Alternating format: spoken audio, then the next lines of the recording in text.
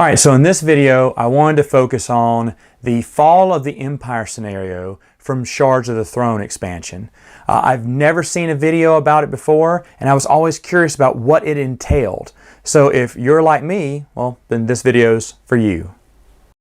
Okay, so this is the Fall of the Empire scenario that's in the second expansion. I'm just going to show you a few of the things you get with it. First off, you get the Lazax, the actual card. You can actually be them. As you see here, their starting units are 6 ground forces, 3 destroyers, 3 cruisers, 1 dreadnought, 2 PDS, and a space dock. They are loaded with starting units. That's incredible. They're also loaded in starting technology. You're going to get the Enviro Compensators, Sarwing tools, microtechnology, integrated economy, and stasis capsules, all starting off. Again, unbelievable. As you see the special abilities here, it says during setup you may place any of your starting units except your space dock in systems adjacent to your home system. So automatically you can explode out to those systems right next to you. Also, it says you start the game with 1 extra command counter from your strategy allocation area, so that would really help you out. But then, you receive -5 votes when voting. Yuck, because you're not very popular. Remember, this is the Fall of the Empire, and they're not very popular at this time and age. The second expansion gives you a lot of other stuff too. It gives you counters and flags for the Lazax. You get trade contracts because there's trade involved as well. You even get like a different number 3 for your strategy card here. This is Civilization. And basically what it says if you're the Lazax, you would draw the top 2 cards from the agenda deck, choose one, discard the other, and then choose the result of the card without voting. Yeah, you're the Emperor. You make the rules. Now, however, if you're not the Lazax, then it says, okay, you draw the top 2 cards on the agenda deck, choose one to vote on and discard the other. And then, of course, number 3 here, the secondary ability on number 3, would be spend 1 command counter from your strategy allocation area and 2 influence to draw 2 action cards. So that's kind of how Civilization works for this Fall of the Empire scenario. Other things they give you throughout the game, instead of political cards, you're going to actually be focusing on solving agenda cards. It's going to be agendas instead of political cards. And of course, you can see there's a lot of laws and whatnot here. You'll never go through the whole deck, and that's a pretty thick deck. That's the cards they give you in that second expansion. Other things they give you is treaty cards. Now, each race has these treaty cards here, about 4 each, that you can give out and make alliances with. And of course, that identifies you as what race you have a treaty with. So these are treaty cards you can give out. They made them for all the races there, and that's also included in the expansion. And the final thing, taking over secret objectives would be scenario objective cards. And you would shuffle these and pass these out to the players. And this would be how they win the game, not through victory points, through achieving their scenario objective. Let's read through a few of these here. First one says Opportunist. It says you win the game if you control the Quan system. Wow. Next one, Power Hungry. You win the game if you control the Mechatol Rex system, of course. Unstoppable Army. You win the game if you have 60 plastic figures on the game board.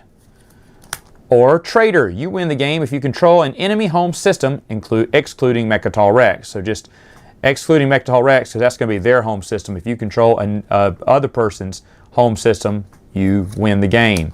Or Support of the People. When you give away your 4th treaty card, reveal this objective. If at least 3 other players have your treaty cards in hand at this time, you win. So you got to be careful about these people wanting to give out these treaty cards. Because maybe they don't have this card, but maybe they do, and they're just trying to get rid of their treaty cards so that they can win the game. You never know. This puts a level of distrust on the treaty cards in general.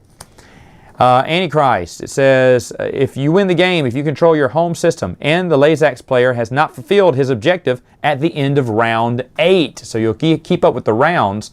You just won't give out victory points. Finally is the Loyalist. I love this. You also win the game if the Lazax player wins. So if the person playing the Lazax wins the game, you also win by playing this. So your objective is to help them out no matter what. And that's basically loyalty, isn't it? It's a really neat game. This is the only time where you can play as the Lazax. Of course, it'll be random. You'll throw the Lazax in with however other many players you have playing. They give you tons of scenarios for setups here on a 4-player, 5-player, and whatnot. I do love, I can pull it up here just a minute, I do love that they put like a little separate galaxy where we put the warps and 2 very important planets on that, and that's on all of these. But anyway, like I said, there's a 6-player setup there and 7-player setup, which would be huge. But that is the Fall of the Empire scenario from Twilight Imperium.